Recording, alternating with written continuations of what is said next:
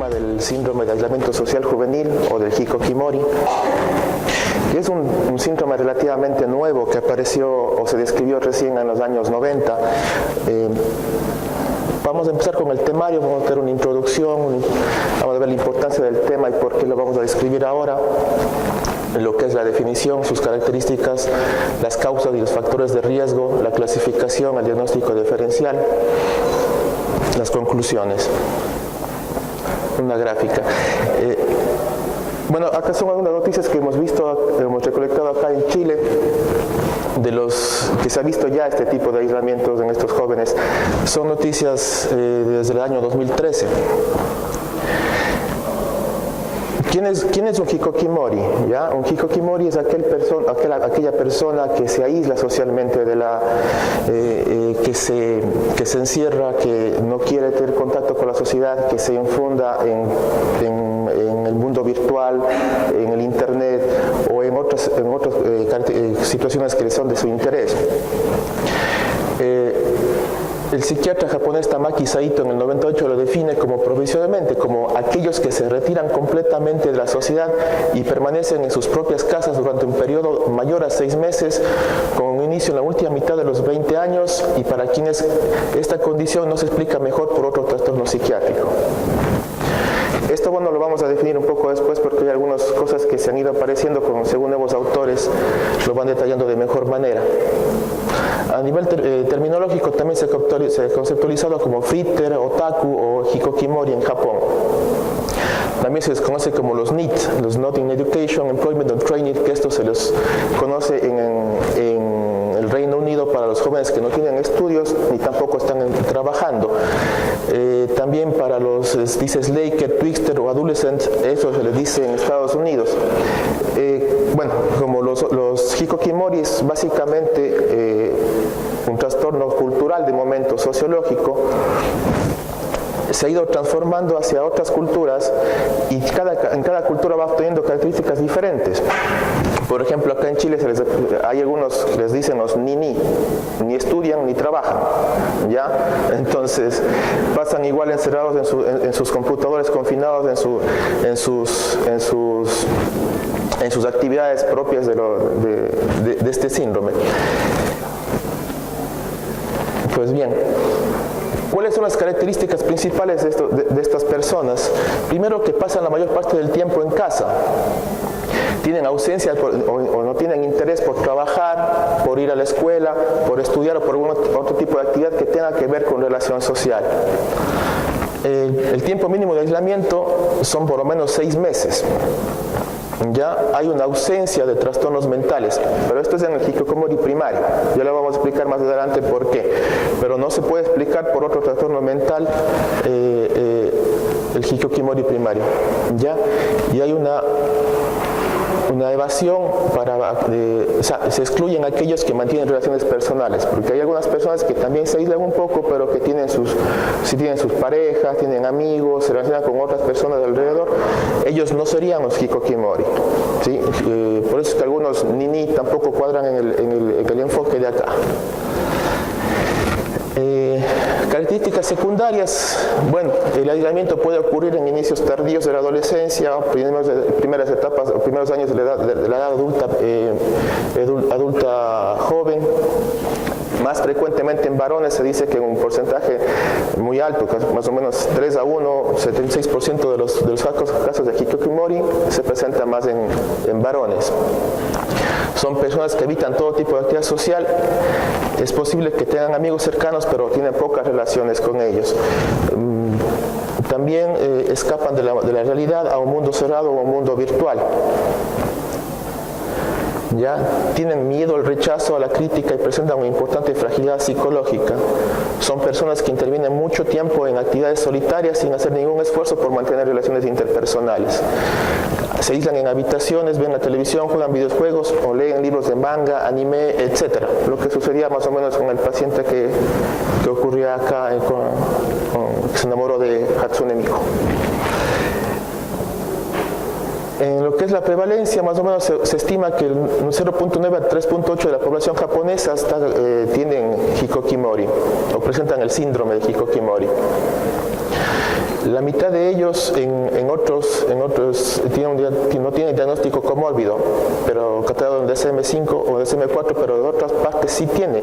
Y eso es lo que se hace importante acá, porque se ha visto en los últimos años que los pacientes que tienen hikikomori están asociados con otras patologías, como lo es los trastornos de personalidad, especialmente el esquizoide o el evitativo, también con trastornos de personalidad, con esquizofrenia, está relacionado también con trastornos depresivos o del estado de ánimo. Por eso es que había que hacer un poco la diferenciación en este sentido. Ya, si bien es cierto a nivel de otros países se ha detectado casos similares a hikikomori, no hay estudios de prevalencia actualmente que nos indiquen un porcentaje exacto, pero en España en el 2011 se hizo un estudio y ya se detectaron 164 casos de hikikomori en España. ¿Cuáles son los factores detonantes o por qué se produce esto? ¿Por qué se produjo? A nivel del Japón, la cultura japonesa tuvo un gran problema posguerra, entonces tiene una cultura muy cerrada, muy hermética y tienen bastante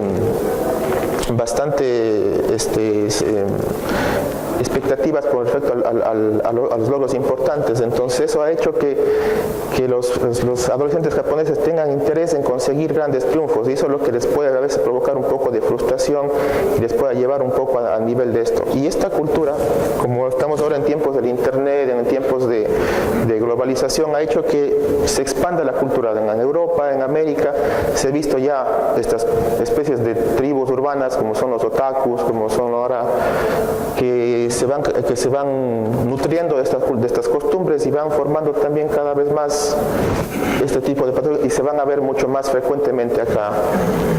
Entonces la globalización es un factor detonante también. La estructura económica.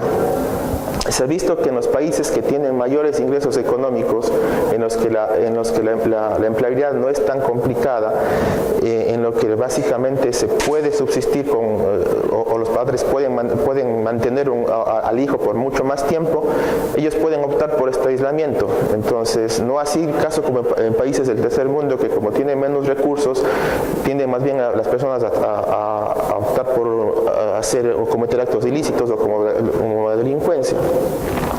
Entonces se está viendo que en poco tiempo el hikikomori va a dejar de ser un síndrome asociado a la cultura para pasar a ser un síndrome asociado a la economía.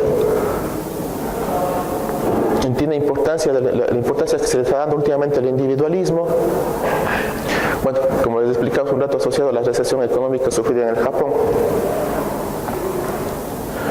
Ya, entonces las causas que pueden desencadenar al hikikomori desde el punto de vista psicológico son las experiencias infantiles traumáticas, los rasgos de personalidad como la introversión o el evitativo, la timidez temperamental, el estilo de apego ambivalente. Esto básicamente en el tema de estilo de crianza de los niños, como pasó en el caso de nuestro paciente. Él tuvo una crianza con maltrato infantil, tuvo una crianza con rechazo de los padres, entonces tuvo factores de riesgo que le pudieron haber asociado al síndrome. Ya, desde el punto de vista ambiental, igual la dinámica funcional familiar. Hay algunos padres que son sobreprotectores, que tienden a llevar al niño a no dejar que se desarrolle completamente su yo real y lo idealizan, y esto también le conlleva a tener muchos problemas de futuro. El rechazo de los padres nuevamente, y a veces algunos padres que tienen alguna psicopatología que le pueden también traer problemas al desarrollo de la persona. El no cumplir con las expectativas académicas altas en la cultura exigente de Japón, y que se ve también en algunas familias acá que exigen mucho a sus hijos a que consigan unas notas sobresalientes. De ese tipo de exigencia les llega a generar traumas, les llega a generar falsas expectativas y les terminan, cuando son susceptibles, terminan aislándose. La exclusión social, el rechazo o bullying escolar también le pueden provocar este tipo de patologías.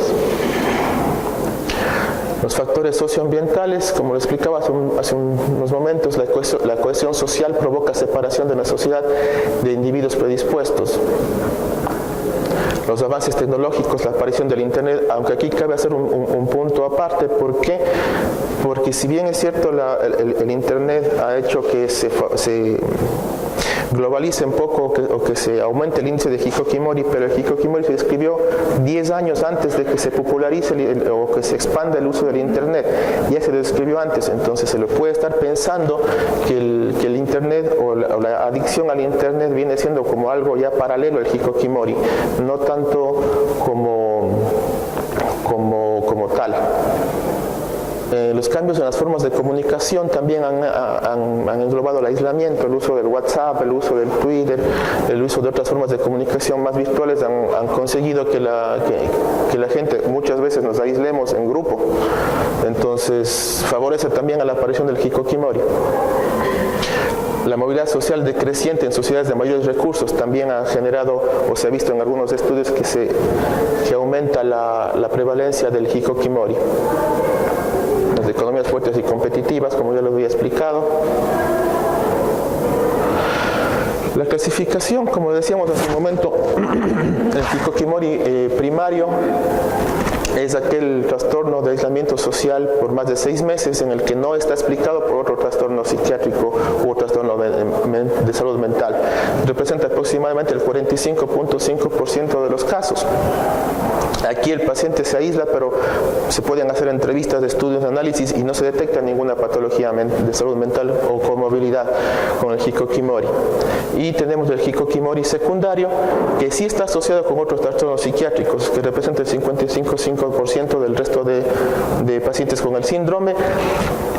La comorbilidad, generalmente un 34.7% son relacionados con trastornos de personalidad, específicamente con el esquizoide o con el trastorno de personalidad evitativo. El 33.3% con esquizofrenia, el 32% con trastornos de desarrollo como el trastorno del espectro autista, que también se relaciona mucho con el tema del aislamiento social o hikikomori. El diagnóstico diferencial es bastante complejo porque, bueno, si bien no se trata de una entidad en sí, nosológica, no se trata de un diagnóstico fuerte, sino de un síndrome, se pone un poco más complejo llegar al diagnóstico porque hay síntomas como la disforia, el deterioro conductual, que se comparten con muchas otras patologías en los principios o en los inicios de presentación. Entonces, ¿con cuál hacemos el diagnóstico diferencial? Principalmente con la esquizofrenia, con los trastornos ansiosos, el trastorno de espectro autista, el síndrome depresivo mayor, trastornos de personalidad como el esquizoide evitativo, distrés somatomorfos y la adicción al Internet. Todos estos siempre se van a tratar de separar del hikikomori primario. El hikikomori secundario no tanto así, porque son comorbilidades y pueden formar parte de estas entidades. Un paciente esquizofrénico puede desarrollar un hikikomori, un paciente con personalidad esquizoide puede desarrollar un hikikomori, ¿ya? Pero cuando es un hikikomori primario hay que descartar esas otras patologías. ¿Y cómo los descartamos? Generalmente por la edad en la que se presenta, por las características resolutivas, se puede llegar a hacer la diferencia en el diagnóstico.